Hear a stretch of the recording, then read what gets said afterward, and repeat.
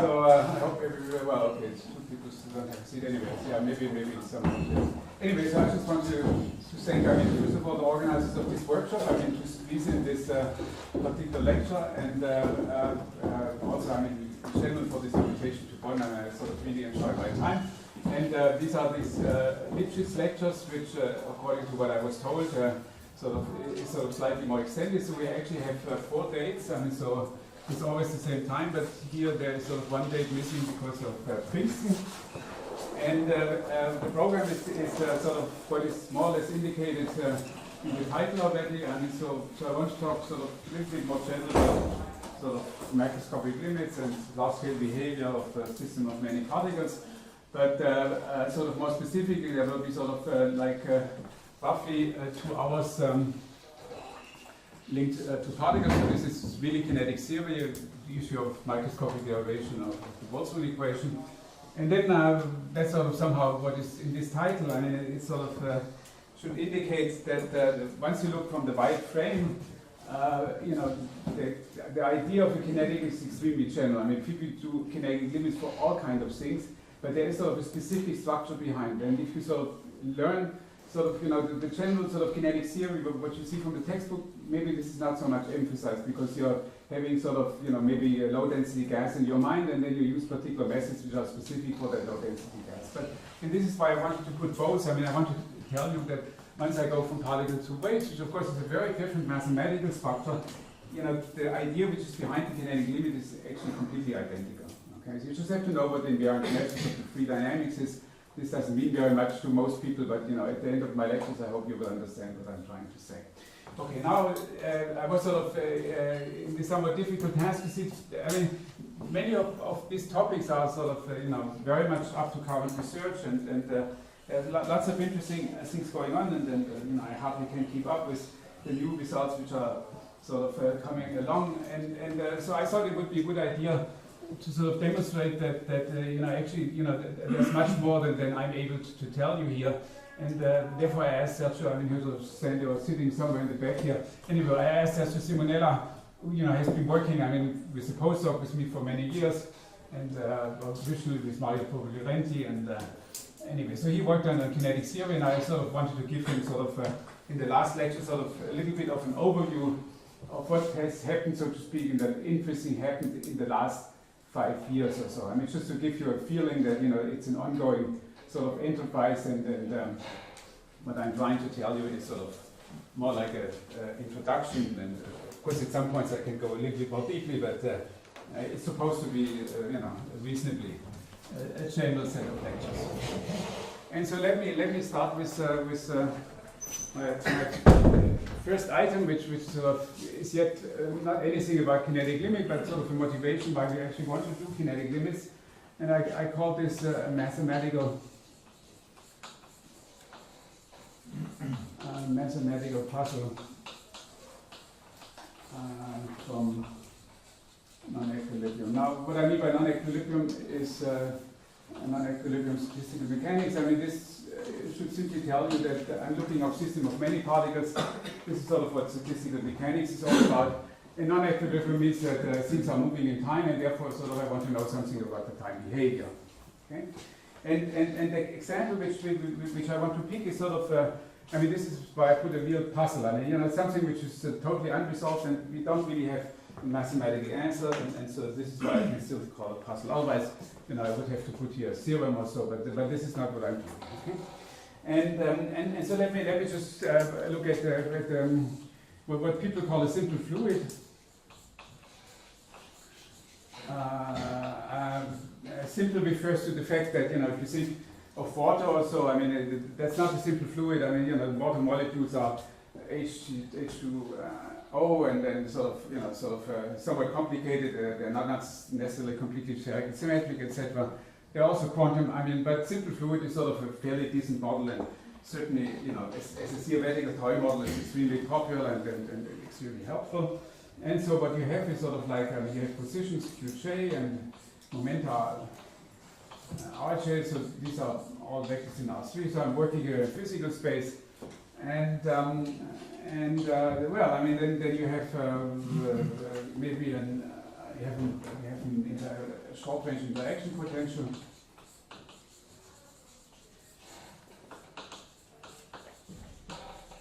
So which is vaguely symmetric, so which I call here V.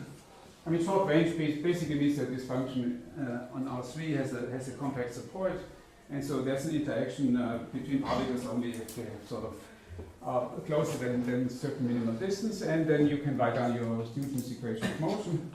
So if you look at the evolution of so I'm sort of, my mass is 1 eventually. I mean, so I'm sort of, sometimes it's useful to have different symbols. I mean, you know, when I talk about momentum, it's sort of the same thing as velocity anyway. So the time derivative of the position is, and then I can look at the time derivative of the momentum. Of course, as you all know, I mean, then I have to sum over all the forces, which is minus the gradient of the potential. So that's the gradient of this potential here, and the I goes over all other particles, 1 up to n, and I will be different from J.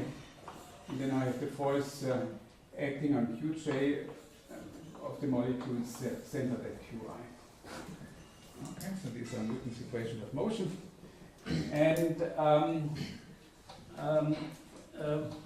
what we okay, so this is sort of, you know, if you want to sort of an atomistic model, atomistic or microscopic model. Okay. Now the puzzle is concerned with understanding, so maybe I should say, okay, so here the J of course goes from 1 all the way up to n, and of course the n is supposed to be very large. And the puzzle is concerned to understand what happens if I take now a large collection of particles. They all are governed by very precisely this kind of differential equations, and you want to know what is sort of, you know, their behavior on large times. And one very successful and you know, in fact, you know, very early discovered set of equations are the compressible Euler equations, which I don't want to write down in full detail actually. I just sort of want to give this sort of as a frame so that, you know, that I have a real equation in mind, so to speak, and not sort of something completely shackled. And well, but Euler would say, well, you know, this is, I mean, he was asking, Euler himself, of course, he was thinking in a pure continuum language. I mean, he never specified, you know, any particles, but once we had Newton and we knew, people sort of became more and more convinced that there is an underlying microscopic structure, then of course, you know, the issue of how these things are related to the continuum equation, which I will just write down, became very crucial. And so, I'm writing down the compressible, so there will be a density field, there will be a velocity field, there will be an energy field. I'm dropping the energy field because I just want to sort of illustrate the equation. Okay. So here, I mean, the divergence of the current is equal to 0, and then I still have to write down the equation for the momentum. So I have ddt of rho times u alpha. Alpha are the 3 components. I mean, alpha goes from 1, 2, 3. Okay. And well, then there is plus the divergence of the rho, the u vector times u alpha. So that's the current, the momentum current of the alpha component. But then there's still another term, which is the pressure, which is a plus derivative with respect to the alpha's component of the pressure. And the pressure is itself a function of the density and of the internal energy. And this has to be equal to 0. And then there will be an energy equation, which I'm not going to specify. Okay. All right, so what is the puzzle now? The puzzle is that, you know, people make, in our apartment here we have sort of these computer people, I mean, sort of, you know, computer science people who sort of want to make physically realistic movies. And they are producing, I mean, absolutely beautiful patterns of flowing fluids. I mean, it's just amazing structures which you see. And of course what they do is, I mean, they just take this set of partial differential equations, they try to solve it numerically, and they do it with such a precision that you can see all these fine details. And then when you look at it, the puzzle is, how come that, you know, these simple particles which are governed by these equations ever approximate such a complicated system of partial differential equations? You can phrase it various ways, right? I mean, but this is sort of the most amazing thing to me. I mean, that once you go to the microscopic picture, of course, there will be a lot of noise. I mean, the idea that, that sort of somehow a pointwise approximation certainly doesn't work very well. There will be a lot of noise, but nevertheless, I mean, if you really, I mean, there are beautiful computer simulations of particles. So what people can do is sort of like, I don't know, like 10 to the 5 particles, 100,000 or so, and then you can see, how well they can approximate equations. So it's, and of course, empirically, it's an extremely well-known fact that you take a real fluid, I mean, real physical fluid, and of course it will be very well governed by the corresponding Euler equation. But there are restrictions in it. So this is the next thing which I want to point out, because it sort of comes to one of the central themes of this introduction. I mean, so if you look at the standard phase diagram for such a fluid, you realize that there are lots of things which can happen as you start changing the energy. So here I have the pressure, and here I have the temperature, and then you have sort of a phase diagram which typically looks like this. So here's the critical point, so here's gas, here you have a fluid, and here you have a solid. And you see that these kind of equations are certainly not devised for studying colors here. I mean, they're certainly not devised for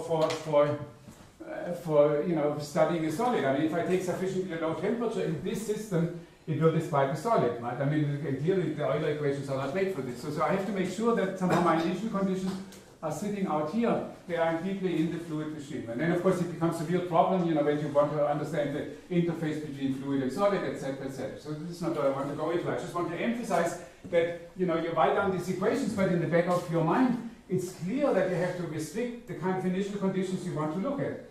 If I take initial conditions which are somewhere down here, then presumably, these kind of equations are, at least at the first stage, completely useless, right? Okay, so this brings me to the, so maybe I should write down the puzzle. And so the puzzle is, I mean, you can phrase it differently, particle particles follow the PDE. Now you see there is, I mean, if you're just sort of confronted with this problem, you realize after a short time that, there cannot be a very simple answer. Why cannot there be a simple answer? Well, just look at these equations. Well, the density of particles, well, more or less, okay? I mean, and also what you mean by velocity, it's a mechanical quantity, so pretty well. But then you look at the pressure, and there's no pressure in this equation. So how come that suddenly this pressure appears? And so this means that, whenever we are sort of really thinking about some sort of limit which produces these equations, I mean, there must be some way of, how this pressure, there must be an expression for the pressure, and you somehow must know how it comes out, right? And so this tells you that this is actually a very difficult problem. I'm not going to talk about it, but since everybody is so familiar with fluids, I sort of want to use as an illustration, so, you can sort of feel what would be sort of, I mean, why don't want to understand, this kind of questions on a mathematical level. Of course, on a physical level, I mean, this is why I put here mathematical level. I mean, there's a very nicely, which you can read in the literature, argument, what you have to assume in order to get these equations. Of course, physicists are all the time confronted with the situation that they have a complicated system, and they are sort of trying to get equations which maybe describe particular features and then maybe are useful. I mean, obviously, if you want to study fluids, if you wouldn't have fluid dynamic equations, I mean, you're totally lost, right? I mean, you would never attempt to go back to this kind of equation. I mean, it's just too complicated, right? I mean, so you rather would like to sort of look at those things. And so, there are many systems, there are in all scales, there are sort of systems of this type, like galaxies, so you go down to sort of elementary particles, and there are always sort of these issues of how to go from one scale, one descriptive scale to another one, and how they're interlinked. So for physicists, it's sort of more, daily bread, if you want to. But and they would presumably regard this as a question, which I'm posing here, it's not sort of as extremely interesting. On the other side, since it's such a general phenomenon, I mean, it would be nice to have sort of at least a few mathematical showcases where this kind of transition can be understood. Okay, so now I want to sort of say a few key elements which which are always the case, and which will be later on useful if you are going to talk about sort of low density gases and waves. I mean, so I just want to bring out this three key elements. Okay? And so the very first observation is that you need random initial conditions.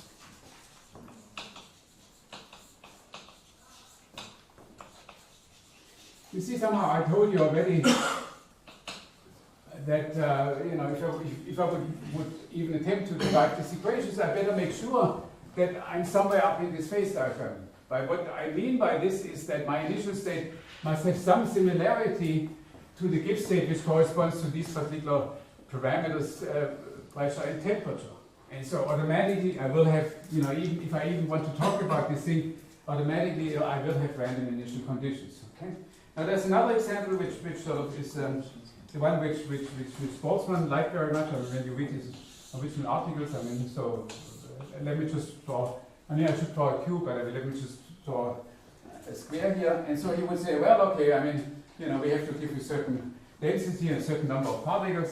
So that we are somehow in this fluid machine, or maybe in low density gas. But now let's sort of simply arrange these particles on the line. Of course, there will be many particles because now I squeeze, sort of like elsewhere particles into a region of size L. So there will be a high density. And then, I make all the velocities of pointing along the one direction. And it's clear that this will just go on forever as a one-dimensional object. Now, it will be highly unstable if I make a small perturbation, presumably something's going to happen, right? But it just tells you that there will be exceptions. So let me give you, this exceptions maybe you regard as sort of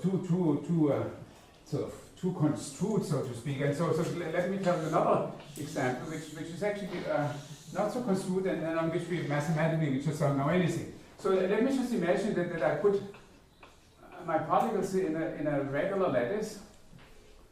Okay, I put the square only because I can more easily draw this. And then, maybe we want to give sort of particles maybe some random velocities. Okay. Then you would say, the energy I can adjust by putting sufficiently kinetic energy here, and clearly on a macroscopic scale, you would just see a uniform density. You would never discover that there's this underlying regular pattern.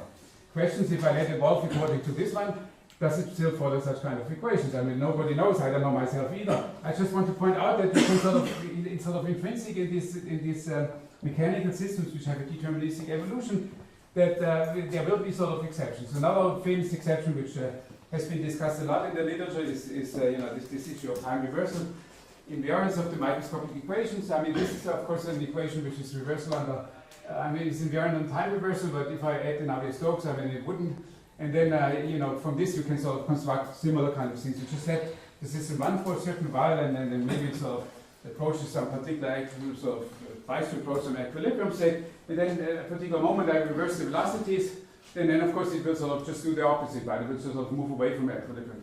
Now, you see that the idea of this example is not so much that, I can actually really, physically reverse the velocities. This of course, even on a computer is hard. If you do it on a computer, you can see that for a little while the system will actually reverse its history, but then eventually sort of the imprecision of the reversal will take over.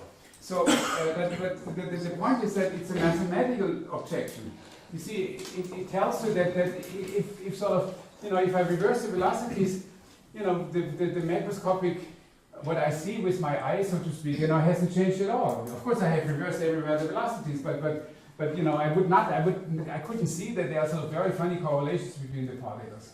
Okay, and so it just tells you that there's another example how you can construct counter-examples to the idea that you could do something for somehow this kind of limit could be taken for all possible initial conditions, even within a certain range of parameters like you must have a suitable energy and suitable density.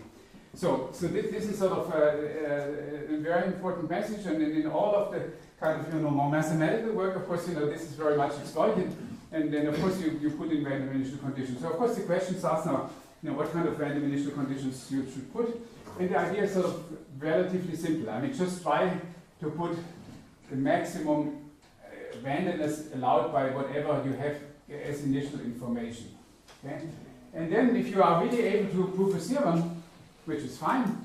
For that sort of somehow maximal random initial state, then you can still if you still have some strengths, you can still sit down and try to think what happens if I maybe now try to put less initial randomness, and maybe the system, the proof still works. Okay, and so it's just to have put this in a picture. I mean, if I imagine that I have, if I know that my gas is somehow mostly occupied in this region, and here everything is empty. Then the idea would be that as my initial measure, I just put sort of the corresponding Gibbs measure for that particular situation, or maybe just a Poisson measure with a uniform density over here, and no particle on this side. So this would be sort of the natural initial equilibrium measure, according to which any probability statement which I'm going to sort of formulate, it refers to, whenever I talk to probability, it refers to that probability which I put in the initial conditions. Okay, so this was number one, and now number two.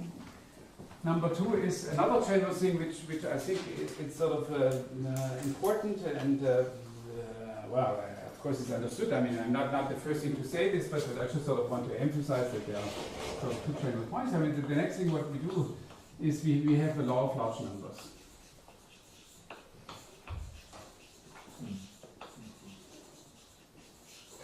Okay, so let me sort of dwell on that point a little bit. Let me see what I wanted to say here. Question? Why do you write large with a capital and numbers with a small? No, of large number, you will see. Yeah, no, that's right. Yeah, no, that's a good point. So this tells already that I must have a setup, which allows you for having a law of large numbers. Absolutely correct. Yes. Okay. So let's see whether we can do that. Let's sort of speak. Because cleaning it with blackboard is sort of a slight difficulty, so let me sort of be here a little bit. You can use this erasers. Well, but then it takes time to. I know. I imagine I will have to use it. I mean, I know. This I know very well, but let me sort of be a little bit stingy at that point here. Okay. All right. So what is the law of large numbers? Well, okay. So let's think about a complete object. And so this is why I brought up this example. Let's think about the velocity field. I mean, that's something which sort of everybody understands, how it's fluid and there are particles moving, and so you sort of know what you mean by the velocity field. But now I want to think of, so there's no dynamics. I mean, so it's the static law of large numbers. Okay, the dynamic law of large numbers is a more complicated story, and I will not enter into this only very, very little. But I want to sort of start at the moment at time equals 0. So I have particles with position and momentum, but there's no dynamics at that moment. So what do I mean by the velocity field? Well, so let's write down what I call the empirical. So the problem is, of course, know this terminology very well, but I mean, let me just sort of use this here also, the empirical velocity field. So empirical just means that I'm taking a velocity field associated to a given microscopic configuration, right? And the way how you do this is that's very easy. So that's u of x is equal, I take the sum, whatever, 1 over n with a very large n. And then I look at the position, maybe I want to put it like this, it doesn't make any difference anymore. I want to look at the position of the particle, but now what I want to measure here is the corresponding velocity. So here I put my velocity. Okay? So this is now a random field because the q's and the p's are random, and then u of x is sort of has physically the meaning of the velocity field. Okay. All right. Now the idea is that so this comes having sort of lots of particles. Now I want to sort of impose initial data which have a slow variation.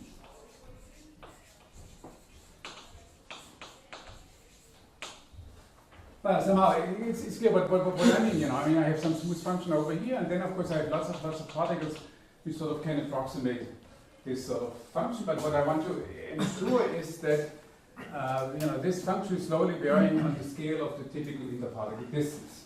Okay, and so in order to do this, of course, I need sort of lots of particles. So maybe if I want to take this one, maybe I want to take this distance here of order epsilon to the minus 1. So that's sort of a dimensional scale parameter, which just tells me what is the ratio between two length scales. I mean, this scale on which the macroscopic profile is varying, and then the distance between the particles. Okay, and well, I mean now of course what we have to do is, I mean, we cannot have a single initial measure, but we must have a sequence of initial measures, right? I mean, so we have a sequence of initial measures, which are not specified precisely, of initial measures. And let me call them mu epsilon to sort of remember that they depend on epsilon, and you know, they are of course very specifically chosen in order to sort of reproduce that particular situation. Okay? Well, and then what is the object which you want to look at, which is sort of this law of large numbers? Well, I just sort of take my velocity field u of x. Of course, the u of x is a highly fluctuating quantity because, you know, as I go to the next, I will see sort of a different particle which has a different velocity, so this will be a highly fluctuating quantity. But now I do what sort of everybody would do. I mean, you just smoothen this over a large region, but you know the region is somehow associated to the kind of macroscopic resolution which I still want to see. And so, so this is d3x. So I have here. So I mean, the way I put the units is that I think that the typical distance between particles is equal to 1, right? I mentioned sort of. Okay, and then I take here my velocity field u of x, and then I want to normalize this, so I put here an epsilon cube, and so you know when I integrate it over this function, I mean its total integral will be equal to 1. So phi is a positive function. That's a smooth compact support. Okay, and of course I can also write this sort of like epsilon to the cube, the summation over all j, and then I have here the phi of epsilon. Qj, Pj, and then there's an epsilon. Okay, I put the epsilon above the outside. Okay. So the mu epsilon. So now, sorry. I mean, I put here something sort of. This was confusing. Okay, so I have this microscopic random velocity field, and now I put a sequence of measure in such a way I have this low variation. And then the quantity which I want to look at is actually sort of this particular quantity. Okay? What is the relation? There's no relation between mu epsilon and the other thing you ought to go. What was that? Nothing is relating mu epsilon to anything else. No. I mean, it just says mu epsilon, and then you write something with phi. Okay. So now. Okay. So let's see what I want to say. Okay, now what I mean is the law of large numbers. I'm not proving this. The law of large numbers is an assumption on my initial data. Okay, so maybe I didn't phrase this sort of too nicely. So what I want to say is that you have a lot of freedom of putting your initial measure, but there's one very important constraint which you can sort of note empirically. If I start a fluid with some sort of microscopic configuration, I let it move. And then I take another sort of initial condition, which sort of looks more or less the same as on a macroscopic scale, sort of more or less the same. I will see the same motion. And in order to, and this is sort of a completely generic feature of any kind of macroscopic large scale description. And so what I want to impose is that I define this microscopic velocity field, and I want to impose a law of large numbers which sort of reflects this sort of empirical property. Okay. And so what I want to impose here is that this converges to a limit as epsilon going to 0. So that is an assumption of sort of explaining what I mean by this law of large numbers, and this conversion should be almost surely. And it will converge to a definite limit. And so the definite limit is the integral d phi over x. So it's just a convergence of this object. And then, this is sort of per particle, and I want to, the way I'm doing this is per volume, so typically I have to put here the density, and then I have to put here my velocity field. I mean, so. Okay, so maybe I didn't say this so nicely, but what I want to say is that in any one of these problems, what you assume is it's not only that the number of particles is large, but you also assume that your initial conditions are made in such a way that almost surely they converge to the macroscopic profile. But still, so I take it that mu epsilon is the law of the initial distribution of the q's and p's. That's correct. Okay. And now there should be a relation between n and epsilon. No. So let me sort of read it backwards. I first pick myself what I mean by a macroscopic profile. So I give you some smooth function u of x, and I give you some density function rho of x. Okay, now I want to approximate this to particle configurations. Right. And the way how this is done in any of these microscopic limits is that I pick a sequence of measures. Yeah. But still, the n has to be here somehow. Yeah, sure. Well, the n is also random. I mean, so n is, you know. Shouldn't n somehow go to infinity? Yeah, I mean, okay, yeah, sure. The n will be connected to epsilon. Yeah, that depends on which specific limit I'm going to look at. Right? I mean, so It should be included. yeah. No, Otherwise, this will be no large number. So maybe you should end up saying. Yeah, no, absolutely. Yeah, no, that's okay. Okay, so let's see. So let me give an example so that it becomes very clear what I want to say. So here's an example. So I mean, I take this collection of Q traits.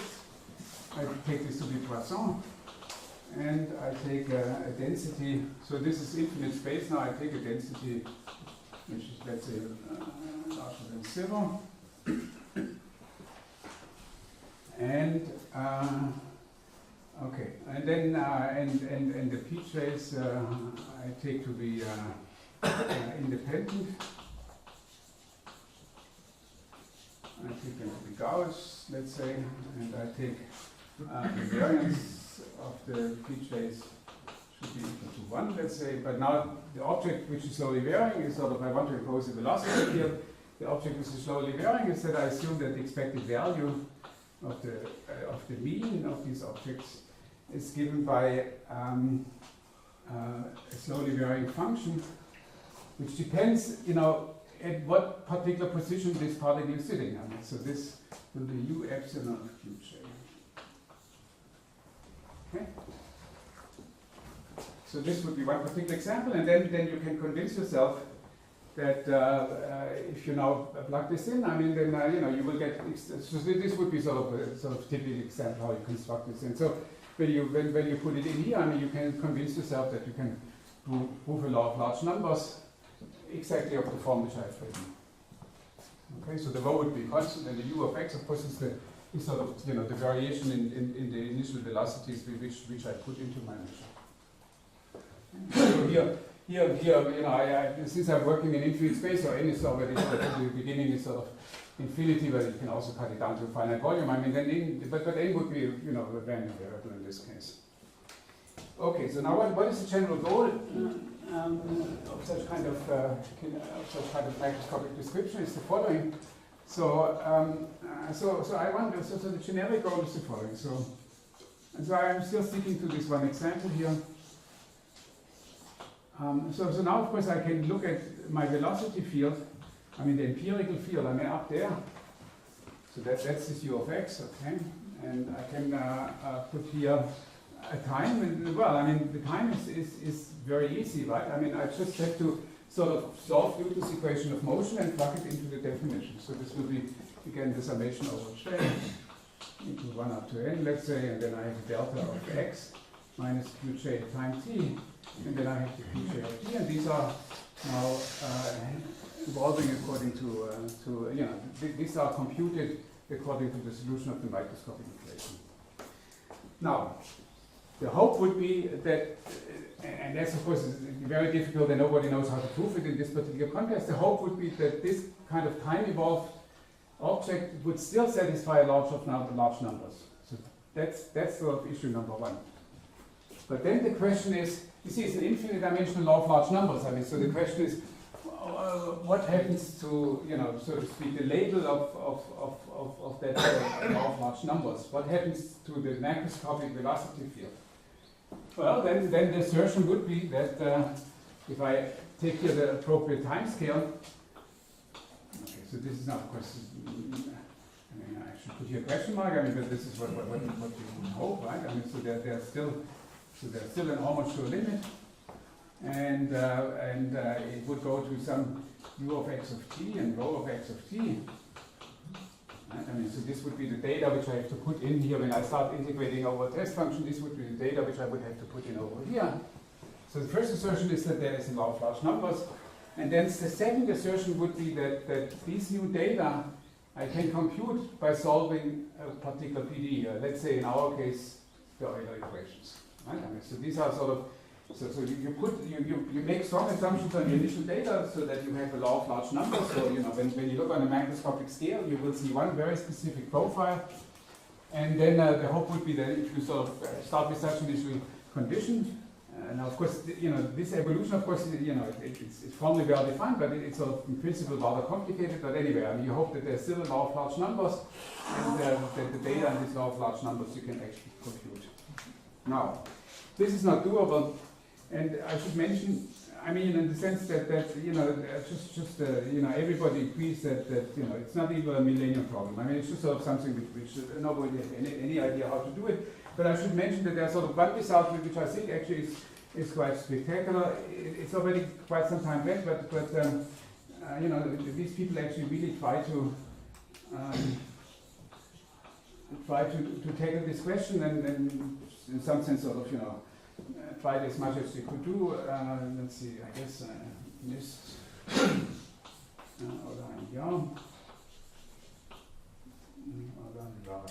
Okay, no, right, okay, I think okay, let's put it like this. I think that they have that. That's what very good. Now they actually prove, at least for short times, the validity of the Euler equations, of the compressible Euler equations, so just the one which I had up here.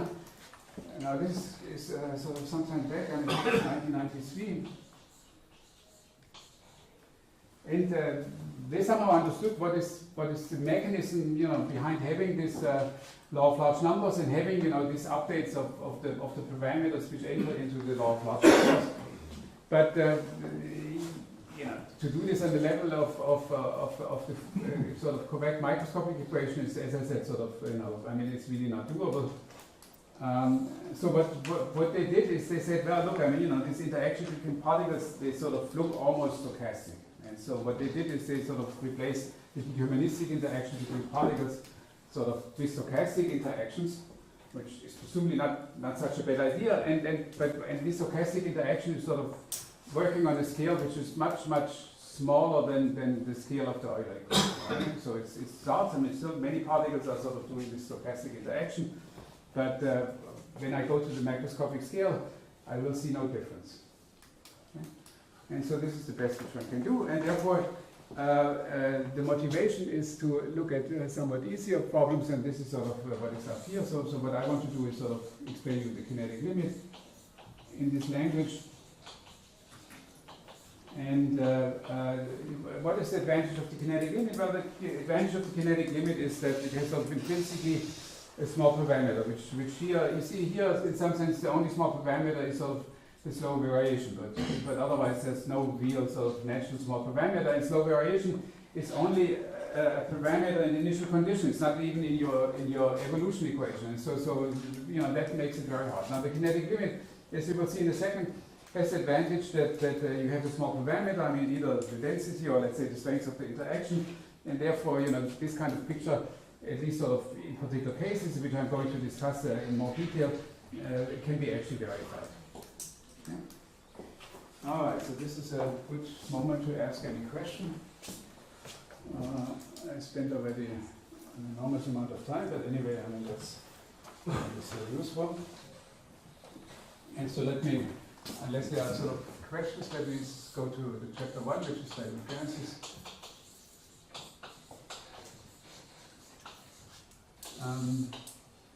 As I said, I mean, the goal is to present it in such a way that maybe I will not emphasize this right at the moment, but so that's always in the back of my mind. I mean, to sort of explain you the story in such a way that you can sort of very easily see the correspondence to waves. I mean, but this is going to come. So okay. since Yes. you asked for questions, Yes. So ahead, you yes. were having categorically that this is not doable. Yes. So can I understand, without really trying to do it, why it's so hard?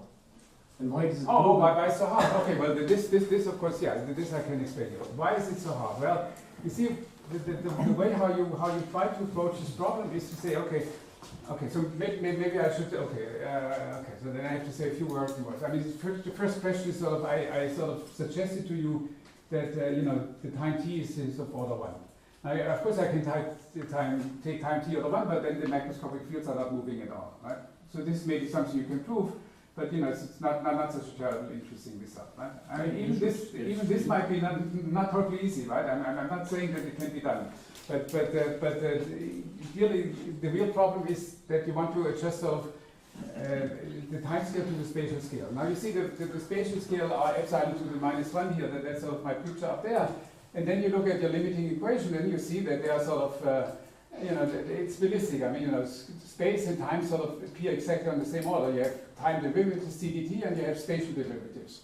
So it's rather natural that what you want to take is, you want to take time in microscopic units is epsilon to the -1t. So this means that you don't only have many particles, but you also have to, in order to see something, you also have to evolve over a rather long time. Okay? So now what is the strategy, what you're trying to prove? I mean, the strategy, or what these people are trying to prove, the strategy is roughly the following, that saying, okay, let's look at this very long time, and you know, we start the system already with the state of maximal entropy, maximal randomness.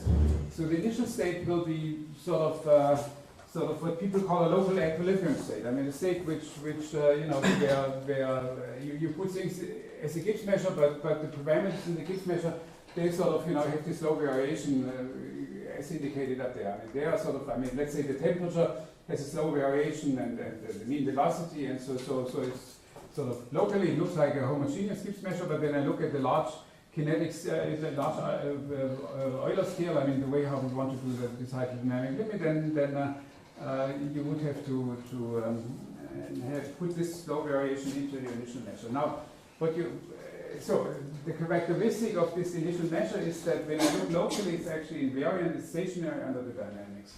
And now the strategy is to let this sort of run for a long time, and then somehow try to prove that what you're going to see locally, you know, maybe it could be still a superposition of equilibrium states, but what you're going to see will be sort of a convex combination of equilibrium measures. Okay? Now, prove this on the level of deterministic dynamics. I mean, there's simply no good tools. I mean, you know, you need whatever chaotic behavior, or, you know, things which are not developed to look at, which of course, you know, lots of people make beautiful contributions, but they're not developed to deal with such a complicated system. Now, when you do a stochastic system, then you have sort of a better control of convergence to equilibrium, and this is what they are exploiting. Okay. All right. So is that good enough? Yeah. So, okay. Okay. So now I want to do the kinetic scaling. So now things becoming sort of a little bit more concrete, and so I will have I will look at some box which I call lambda, which is an R3. And I imagine, so this is already on the kinetic scale. I mean, of course, you could start on a box on a microscopic scale, then it would be very huge, but for the kind of limit, you see sort of the idea that you have a sequence of numbers, and then you know, you want to sort of look already on a scale where this sequence of numbers converges to some finite limit, and that's the same thing over here. So this is the kinetic scale, right? So I will have lots of atoms in here. Okay, now I take enhanced spheres, and later on, actually n will be random. I mean, so enhanced spheres, and they have a diameter epsilon times a. So this sort of fixes my epsilon. I mean, a is, I put here an a because, you know, it's a bidimensional. I mean, so this, you know, the ratio of the atomic distance and then this length, this would be epsilon. Okay, so I have a diameter epsilon a. And so epsilon will be a small diameter, which could be very, very small. And n will be random. So this morning, you know, Mario was giving a very nice talk about similar kind of things. I mean, he sort of likes to take n fixed, I mean, which is fine. I mean, you can take also n fixed. But, you know, in the spirit of putting maximum randomness, I mean, so form simplifies a little bit if you put it random. Okay. It's not important detail. You can do both things. Okay, and now, so I mean, as Anton pointed out, I mean, the expected value of n sort of would have to go to infinity. Otherwise, I mean, we don't have any macroscopic or kinetic limit. And the next important input is that we want to say that the velocities. You see, you could also do something with the velocities. I mean, maybe people want to look at I mean, you know, it depends what kind of physical situation what you want to do, but in kinetic theory, the velocities are always considered to be order 1. Okay? I mean, these objects are small, but you know, their velocities is sort of order 1. And now we want to, what Herbert was asking, I mean, we want to connect n and epsilon. And the way we want to do that is quite simple. So here I have a little sphere. I mean, this something would be epsilon a, and then I have sort of what is the collision volume. So this is the mean free path. So that's sort of, this particle is traveling until it sort of hits another particle, maybe over here. So maybe I should indicate this is a different color. Of course, this could be, you know, either a little bit earlier or a little bit later, but so mean free path. So the average value when you hit this particles, and so let's give a rough estimate of what the mean free path would be. Well, I mean, you take this collision volume, which is epsilon a squared, it's just the volume of this cylinder, and then L, and then somehow you would think, you know, that these collision cylinders should fill the entire box. So you simply you have n particles, so you multiply this by n, and then you put this equal to lambda. So lambda is just the volume of the box.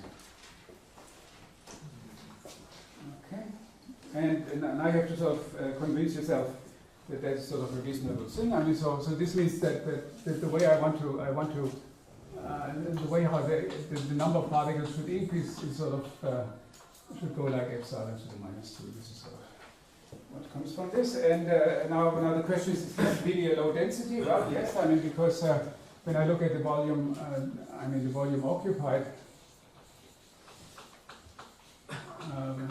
by the spheres. I mean, then you know one of them will have a volume epsilon cube, and then I have n of them. So this is epsilon to the minus 2, and this is equal epsilon, and this certainly will go to 0. So eventually, the volume occupied by spheres is to 0. But if you so you might think it's just going to go to non-interacting particles. But if you look sort of, you know, if you look at on time scale 1, I mean, you see that there are lots of collisions in the system, and so there's actually still some non-trivial dynamics going on.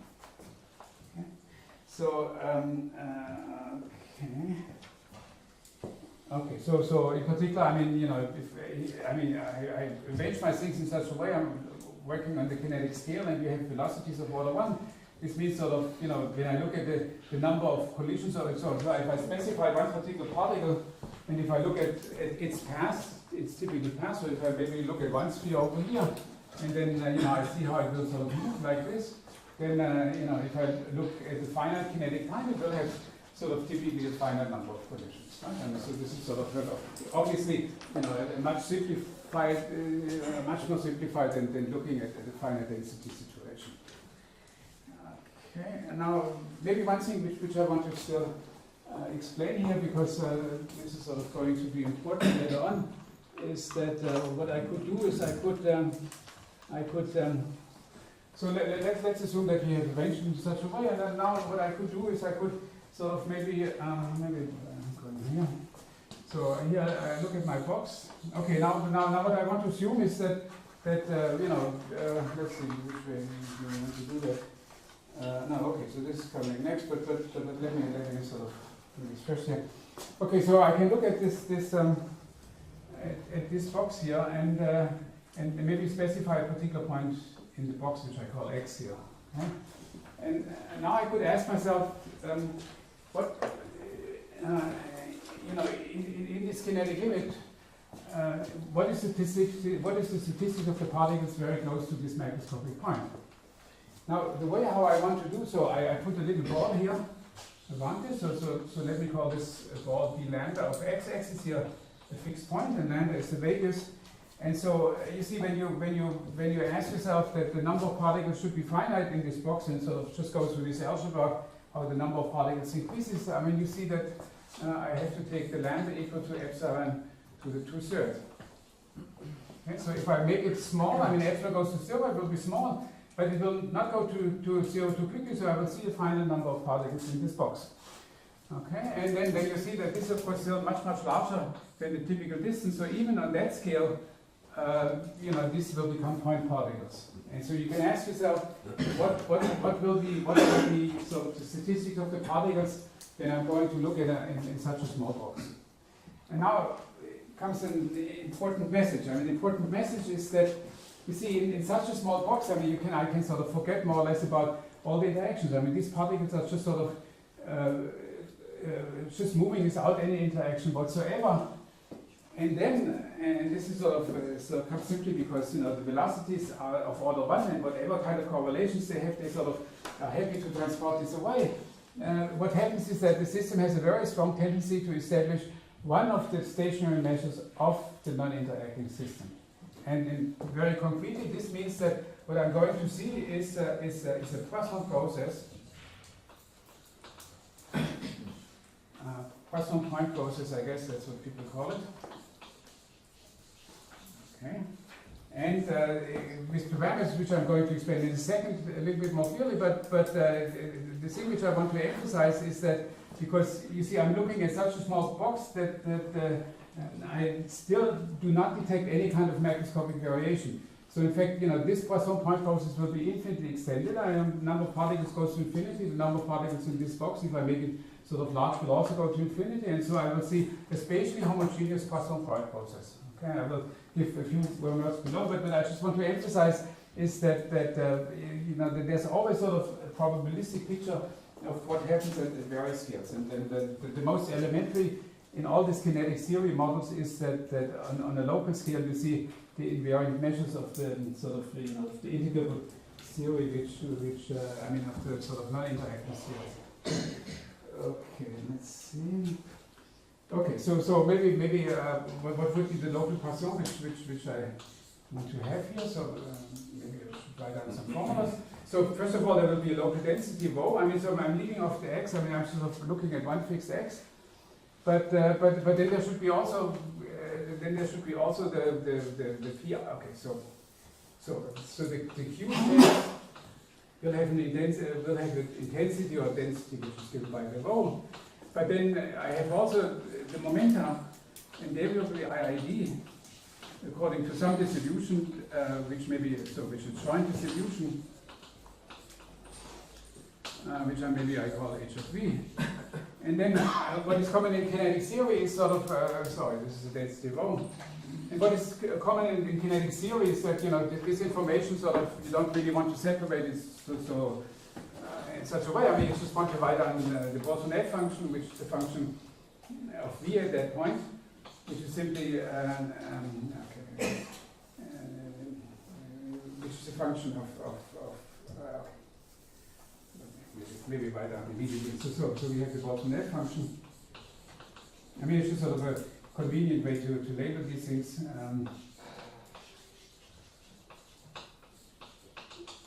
Okay, so this then which sort of contains all this information. Of course, it will be spatially dependent, and it will depend on V.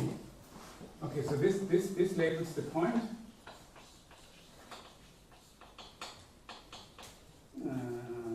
Lambda. Okay.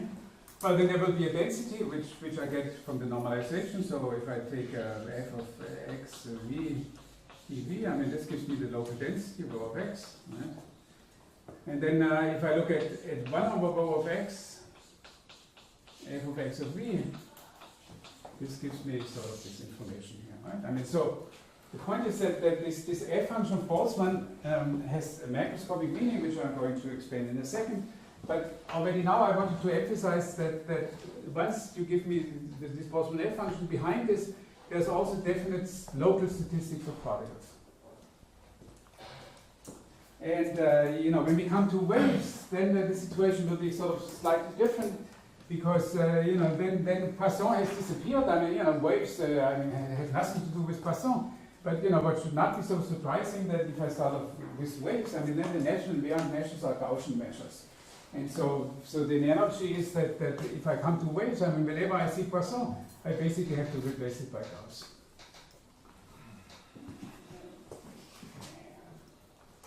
I was running faster than I thought. So let's see. So okay. So no, I don't want to overload. So I just have to continue there next time.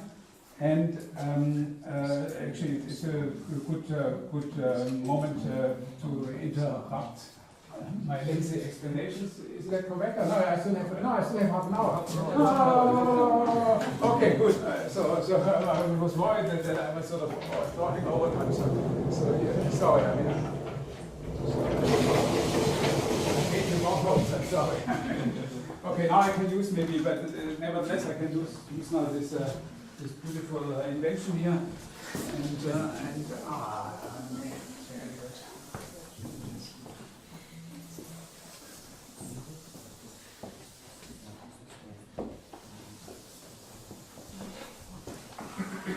Yeah, so to me it's not a little bit.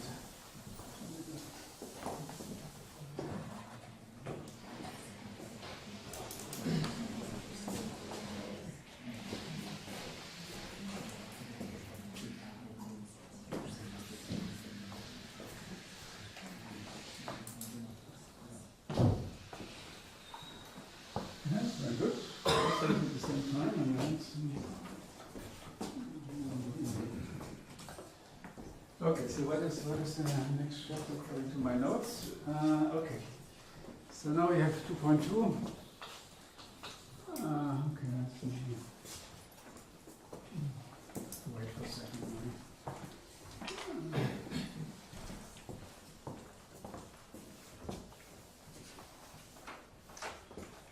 Okay, so 2.2 is the right equation.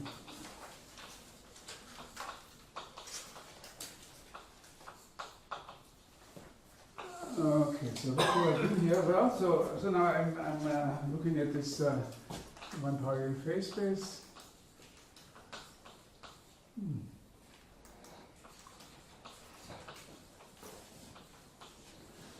I guess I gave this a name. I mean, so this is my box lambda, and then I have the velocity space, which is on stream. And so then I have Boltzmann-F function. So this is sort of, if you want to sort of like Euclidean density. It's that quantity which appears when I, in the kinetic limit, correctly write down the law of large numbers. Okay, and so when I look at some little volume, f of x of e, and I integrate over that volume, and if I take this with n and linear time t, then this would be the number of particles in my little region delta, which is a subset of this omega. Right?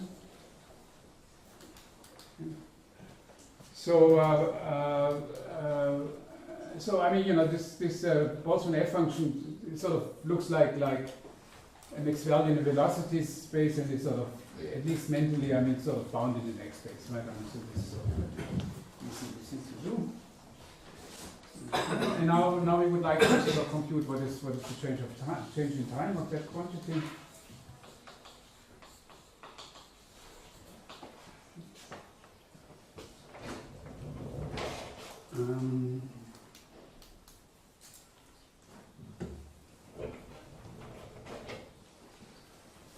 I have to assume that I mean, okay, I guess, okay, I'm ignoring sort of the fact that the lambda is a finite box, and so let's simply assume that I'm working on infinite space, and so there will be one contribution which is sort of the obvious one. You have the free streaming part. So you know, when I ask myself, you know, how is this number changing, then of course, you know, I mean, they move according to the intrinsic velocity. And if you write this sort of in a differential form, then you get minus v. So now actually I'm switching. Let's see. Okay. So actually I will use sorry. So I will use J instead of.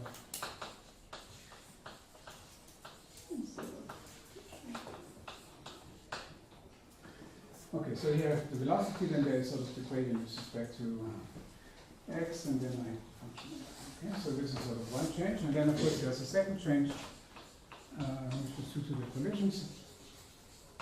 And now, so I'm sort of presenting this maybe not in the way I would read it in the textbook, but sort of the way I sort of think it's sort of most intuitive. So, so you want to write down something about the collision. So now the first idea about the collision is that since our particles are so very small, that the collisions is sort of a very local event. And so what I'm doing is I'm just writing down the wave equation.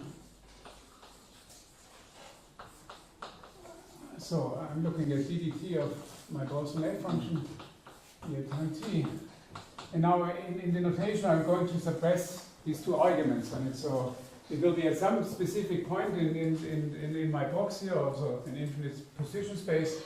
It will at one particular time, but the collisions sort of obviously only act on the velocities. And so I'm in the following, I'm just sort of suppressing the velocities. And what I want to do is I want to write down a wave equation for this velocity. So basically I'm saying, okay, so we have a standard wave equation, so I'm integrating over all these velocities, and then there will be a kernel which tells me how much is scattered from V into V prime.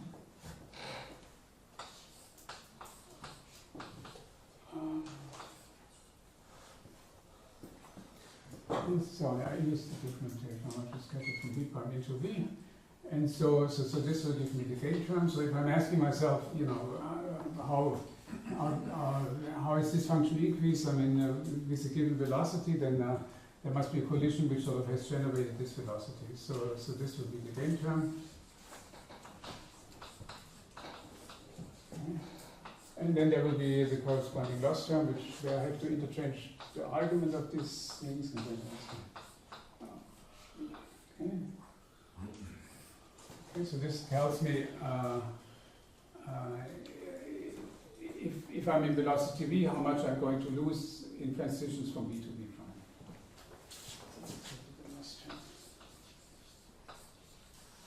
So that's a sort of like an assumption. It sort of looks rather natural that you're trying to sort of have such a kernel, and I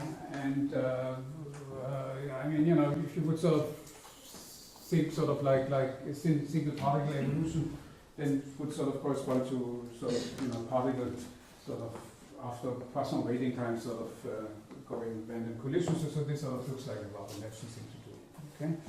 And now, in order to get an equation, I mean, you better think about what happens to this kernel, right? So now we have to do some computation, which I'm going to suppress. And Mario, fortunately, this morning, I mean, he explained some of these computations. So I will not repeat this. But the main observation, of course, is that the k itself is linear in time, linear in f. Sorry, linear in f. Okay. So sometimes people call this a nonlinear Markov jump process. You see, I mean, this if I would give you a fixed kernel, I mean, then this would be sort of a standard Markov jump process in the velocities, right? I mean, so I mean, let's say for fixed x now, right? But now you realize that actually it's nonlinear, so people think of this as a nonlinear Markov process.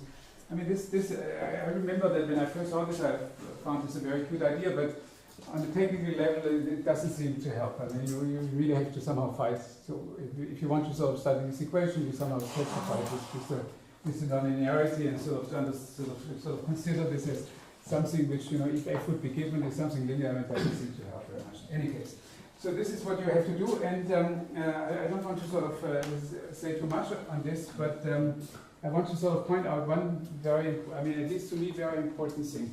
You see, the f which we introduced over here just counts the number of particles in some region which is sort of very large on the microscopic scale.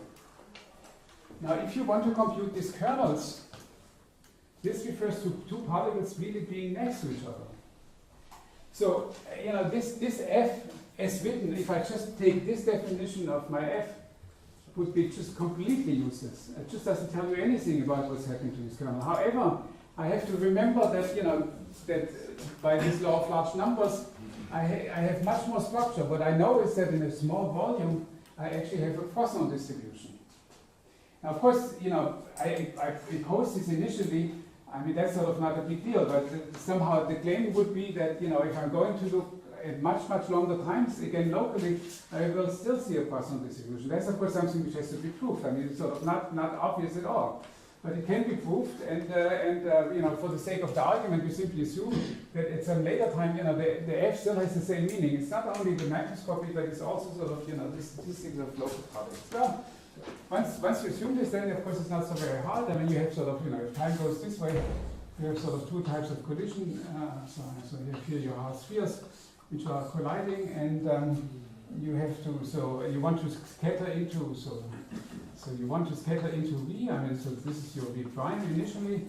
You want to gain, I mean, so you scatter into V, and then of course you need to pick a partner from which you scatter, which is sort of, let's say, the V1. That's the V1 prime and scattered into V1. Okay, so you have to. You have to start, you know, imagining that you know that these sort of incoming velocities are actually independent according to the prescription, I mean, according to our Poisson distribution, and then on that basis, I mean, you can sort of compute what is the kernel in this rate equation, right? And the same thing you do for the other one. I mean, you just have to basically inverse. I mean, this picture here. So here you have particles which go like this. I mean, so you want to sort of move out of this particular velocity, this is V, and then you scatter into V prime. So T is moving upwards and like backward. And then you have here your second partner, which is V1, and then this is V1 prime. Of course, for this you have to sort of use the mechanical equations of motion, but since it's just a two-particle collision, that's something which can be done. And out of this you get the kinetic equation. I mean, the same one which Mario done this morning, of course, the same one which everybody in this audience, since it's a sort of a workshop in kinetic equations. So this is the kinetic Boltzmann equation. It's 1872 when we wrote it down.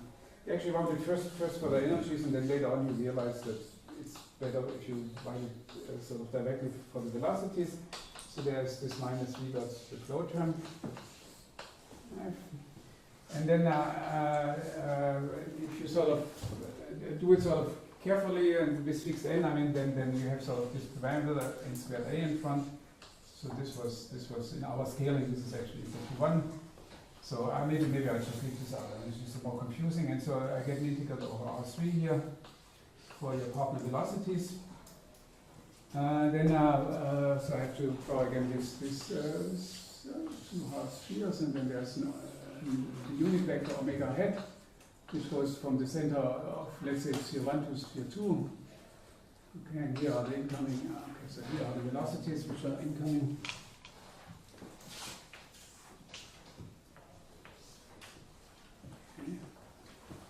Alright, and then you could do an integral over the whole sphere. This is about S2 here, the omega hat. And then is the rate. And now I put here a plus sign here, which means that I'm only looking at incoming velocity. So, okay, if I fix these two arguments, I mean, then you have to choose the omega. I mean, this vector, which sort of, this is the omega here, right? The vector which gives you how the two spheres touch in such a way that this product is actually positive. Okay?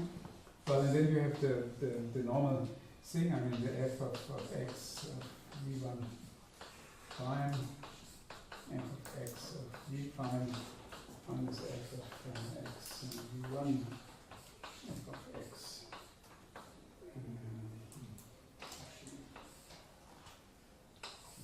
Okay, so that's the famous Boltzmann equation, and I should point out that this equation actually holds not only for hard spheres.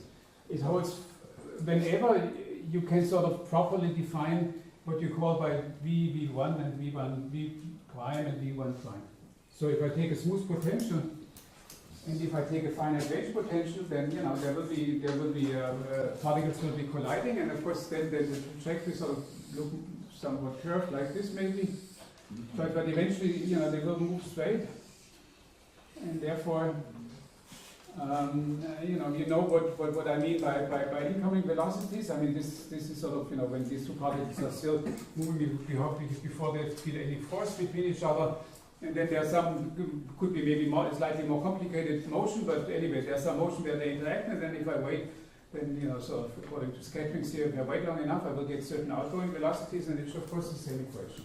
Yes, I'm a little confused maybe because of all your primes and p's. I mean, so what is V1 prime in this equation? Well, I mean, it's sort of, that's a good question. I mean, but you know, I mean, there's a lot of invariance in this equation, and this is sort of how it's sort of written usually. I mean, so the way I put this here is that the V and V1 are incoming velocities, and V1 prime and V prime. But I just put up the equation because I mean, if I were to compute it, I mean, how would I? So how would I compute? I mean, so if I give you V1, and so this is. I mean, the V is on the right hand side, so the V argument is fixed, right? I mean, yes. So this argument is fixed. Okay, I mean, the V1 is sort of the argument over which I integrate. So this is sort of part of this integration, but the V1 prime and V1 prime and the V prime, I mean, you have to compute according to the collision rule, right? So this morning we had an so there's example, I'm not going to write, and if I have sort of you know, a smooth potential, then of course, you know, this would be slightly more complicated. So that's a function of so this one is a function of V1 prime and V prime is a function of V1 and V.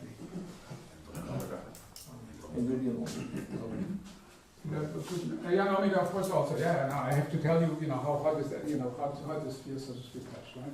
Or in the case of these particles, I mean, you know, the omega would be sort of the point of minimal distance between the two particles. Huh? So that's what I have to say here. Yeah, okay. Yeah, okay. Now I want to say one thing here. I mean, this is maybe Sergio will sort of mention this in the last lecture a little bit with more care, but you can see one problem already, and you can also see why hard spheres are particularly sort of convenient in order to study the kinetic limit. You see, I draw it like this, but this is of course a little bit of an illusion, because you will have all sorts of trajectories like racing collisions where the collision time is actually infinite. You know, it takes a very, you know, they're sort of the collision time is not bounded. And so you see that now you might become sort of a little bit worried about your whole scheme, because it's not uniform in the collision time, right? And so you have to really worry about this. The hard sphere sort of have this unique property that the collision time is strictly equal to 0, right? I mean, you go through incoming and instantaneously to go to the outgoing. And so this is an enormous simplification. That's why the first proof was given for hard spheres, and only, you know, took quite some time until one understood the case of let's say, finite range fuse potentials. It's much more difficult than the hard sphere case. So now let's see. Okay, so we still have a few minutes. So I do maybe one thing, because everybody is so tired already, something which of course you know, but no. I think, you know, it's such a lecture, I mean, one has to mention this. Of course, there's, you know, all kind of beautiful things about the Boltzmann equation, but there's sort of one thing which when it was first discovered, immediately convinced the people. I mean, people had some understanding of the whole subject, that, you know, this equation has to be correct, I mean, independent of, you know, any further argument. And that's of course the famous entropy increase. And so let me put this as the last item for today. I mean, so we have 2.3 entropy increase.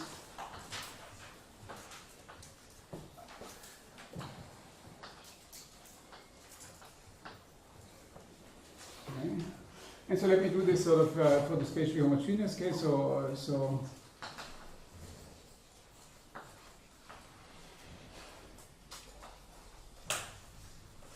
homogeneous case, namely, you know, when you simply drop the x dependence, it's just sort of a low density gas which is basically completely uniform, but the velocities have some distribution which is certainly not the Maxwellian. And then you can look at the entropy. So of course you can look also at the h function, but we sort of like to use the term entropy because it's sort of tells you that it's speaking nothing else but the entropy. Okay. And well, then you can of course, if you assume that you have solutions to the equation, which in the spatially homogeneous case is actually a very well understood subject. I mean, you can sort of do little manipulation with all these integrals, and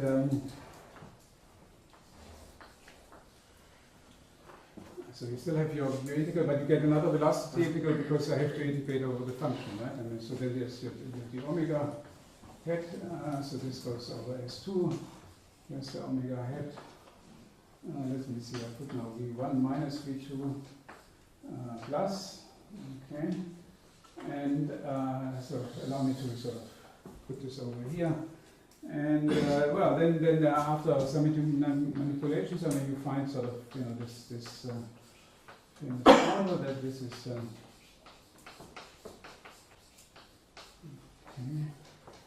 And then you get the log, and you get the same things. I mean, f of v1 prime, f of v2 prime, divided by f of v1.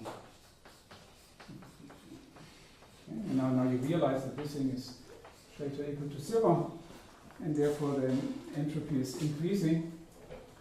And then you might wonder what happens to the stationary solution. So then presumably, you know, the entropy will not change anymore in time. So you might ask yourself, so this is what is usually called the entropy production. So this is sigma of f, entropy production.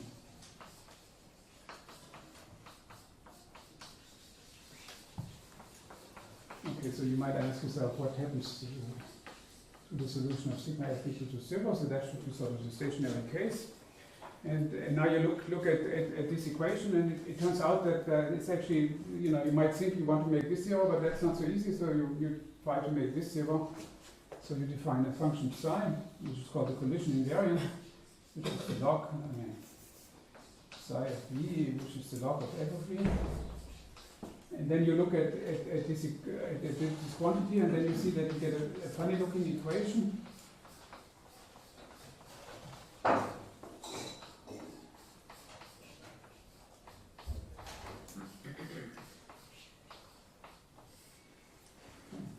So you're looking for an unknown function which has to satisfy this identity where the v1 and v2 are related to a Hausdorff collision, or maybe to, you know, such kind of interaction with the smooth potential to v1 prime, v2 prime. And now you're asking what, you know, can you identify what are these functions? Now, of course, Boltzmann did this. Sorry, Richard, I asked a stupid question, but to me it looks like the logarithm is 0, and also the prefactor is 0. What is 0? I mean, because the equation for logarithm to be 0 is just with the prefactor is equal to 0. No, I mean, so I want to have this. Yeah, I understand, but you said so I make this factor. I want to have this factor equal to 0, right? But which one? This whole, the log of this thing. Yeah, but then also the prefactor is 0. What is 0? No, it's not. So I define this function by log of. Yeah, it doesn't matter, but it's. Well, then, yeah, the log is 0. But if I know that there's actually, No. Because you said it's so difficult to make it. No. I mean, you can also look at this. Doesn't make any difference. But the point is that mathematics sort of seems to be that particular equation sort of more accessible than the other one.